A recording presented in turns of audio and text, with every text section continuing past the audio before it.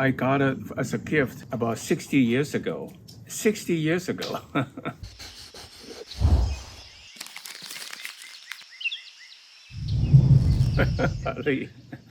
Hi, I'm miltonchang of Bonsaiheirloom.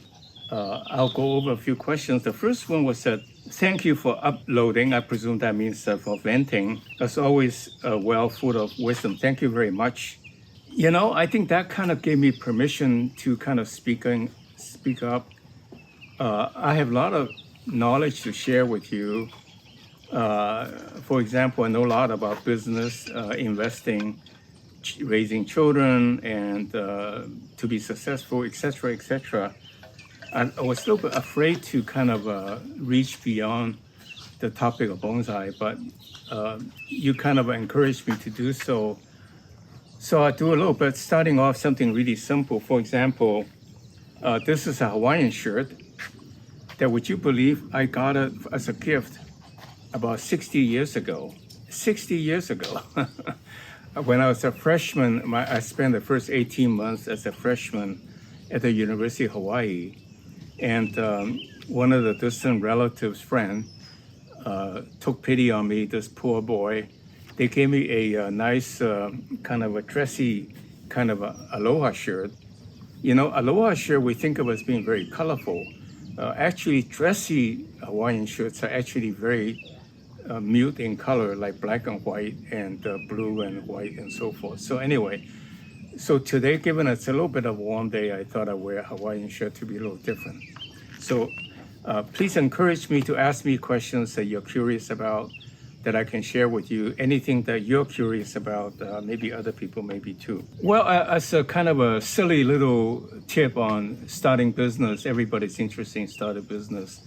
And everybody would say, starting big or trying to go for a big idea. And I say, well, that sounds nice and well. And please, by all means, have an audacious goal. But always set an initial goal, a very modest goal that you can achieve.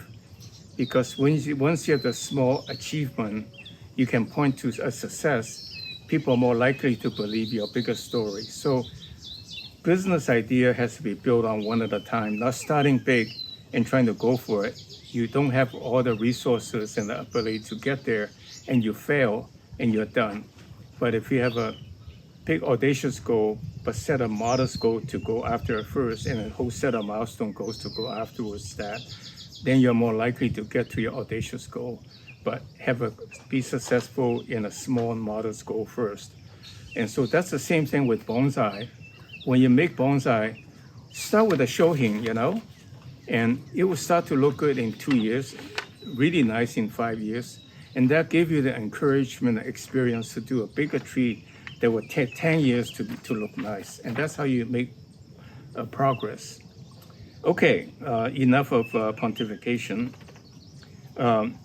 This is a question that, in exhibit, you kind of want a shallow pot to accentuate a tree. What should I do in terms of keeping a tree alive? Should I plant it in a deeper pot? And I think the answer is yes.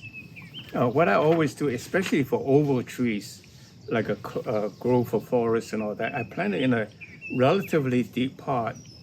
And then when I'm ready, after a few years, when the tree is kind of nice and ready for show, then I put it in a shallow pot, maybe even put it in a flat slate and to accentuate the tree. But in the meantime, I can more easily keep the root ball wet and keep the tree alive. So yes, by all means, grow the trees in a deeper pot. In fact, many of my trees are grown in nursery pots, right? Before you reduce it to the roots, reduce the roots into for a shallow pot.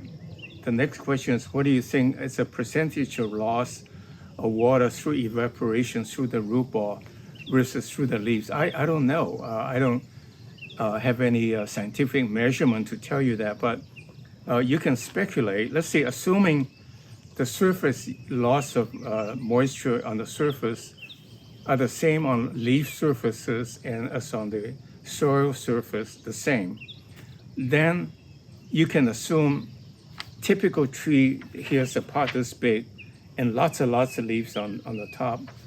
So you can say they're twice the leaf surface than the bottom of the pot.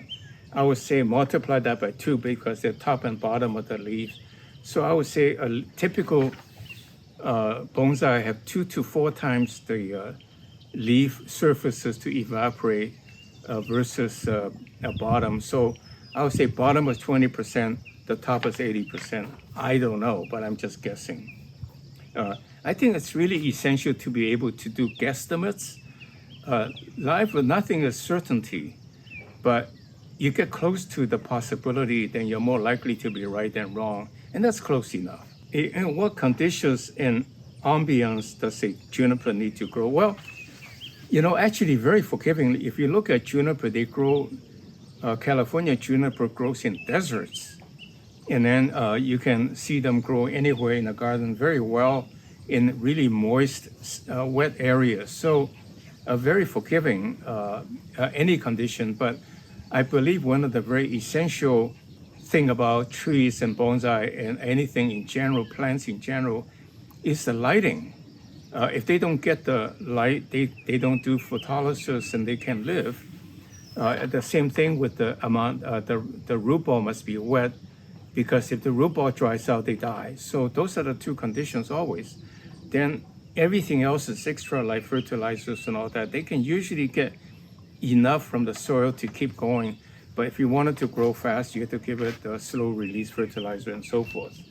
Okay, the next question is really how to speed up the growth of smaller leaves. Well, it's generally by cutting. That means if you cut a branch, you cut it, it will branch out and will have more leaves.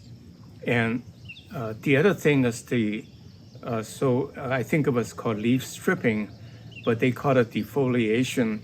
Is you pull all the leaves off a tree to be bare. You don't want to do that too often because that sets the tree back, not getting nutrients for a while. But on the other hand, if you want to increase ramification, you do that, and you encourage by clipping the branches, and then that will further force where you pull the leaf off, the leaf bud, the bud that's underneath the leaf will also branch out. That increases the ramification quickly. I don't encourage you to do that very often because it does set back the tree. But if you do it twice or 3 times a year, let's say leaves start to open up in March, April, your place, and 2 or 3 months from now, then you have a very long shoot. If you cut off some and strip the leaf, I think the tree would do just fine and increase your ramification very quickly and to reduce the size of your leaves. What are the favorite native, non-native, traditional species for bonsai? I don't know. Anything works. I have some very simple criteria though, is to find trees that are relatively long-lived, so you will outlive it or it will outlive you. The second one is that leaves should be of modest size. And third is they should branching out quickly. And fourth is like maybe something not too fussy so that you don't have to babysit it all the time. Aside from that, anything goes: fruit trees, flowering trees, evergreen trees, deciduous trees, anything you like, that you like the shape of the leaves and so forth, just do it. And please give us feedback. We are having a really nice community now, and it's growing. So please share knowledge with us so we can have a community of being very knowledgeable bonsai folks. Can you bonsai a hibiscus tree? Well, that goes the same. Yeah, I love hibiscus tree. In fact, there's a new series that I found at Home Depot and other nurseries. It's called Hollywood Playboy series, hibiscus. Really large, colorful, multicolor, intense color, and the flower lasts more than a day. Very nice, but the flowers are big, so the leaves are big. So it's really more suitable for a potted plant for your patio, which is also a bonsai. So yes, by all means, try your hibiscus. And in fact, you can go out to the garden and dig up an old hibiscus and train it so that it will become a nice trunk bonsai.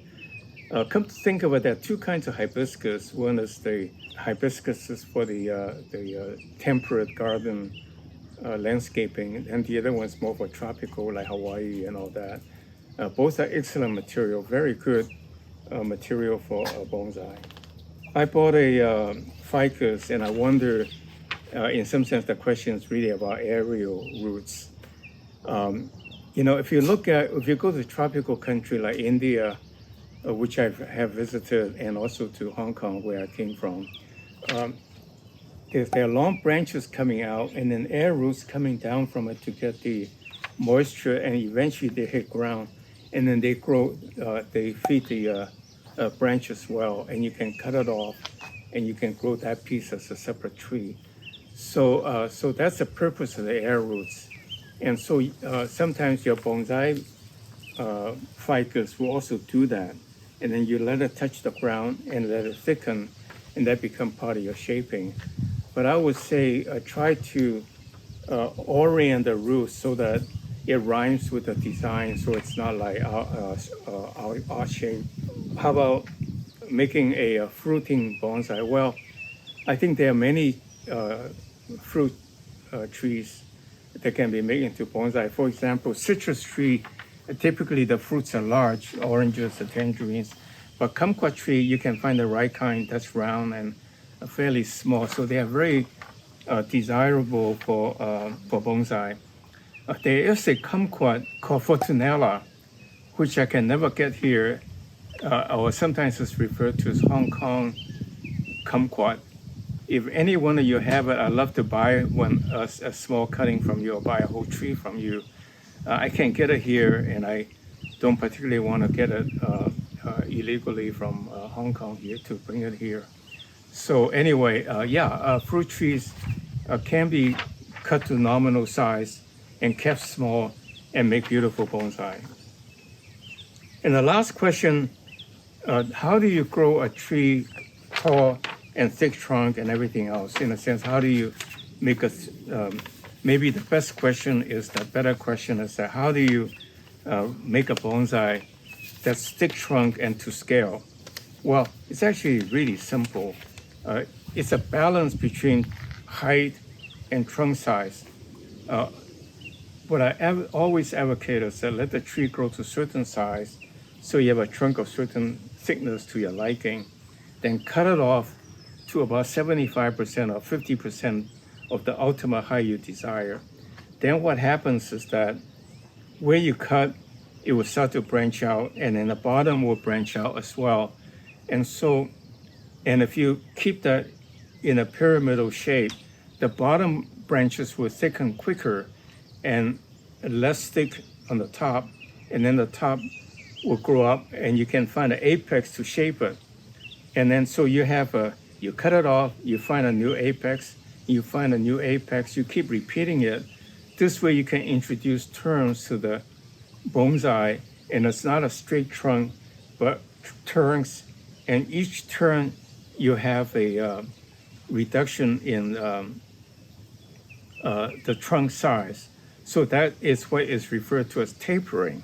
So you have a thick trunk when you do the tree that way, thick branch on the side, on the bottom, and less thick on the top, and the tree is turning to give you the design shape that you want. That's your wonderful bonsai after a few years. So with that in mind, then I thank you very much for watching, and I hope you enjoyed it. If you like, please click like, give me some encouragement, and ask me questions so I can make the Q&A, enrich the Q&A. Please subscribe to our channel. Go to our website to sign up for our mailing list so that we can notify you of any availability of trees for sale, which will start to make announcements. So please tune in, and we'll keep you informed. Thank you very much for watching. See you next week.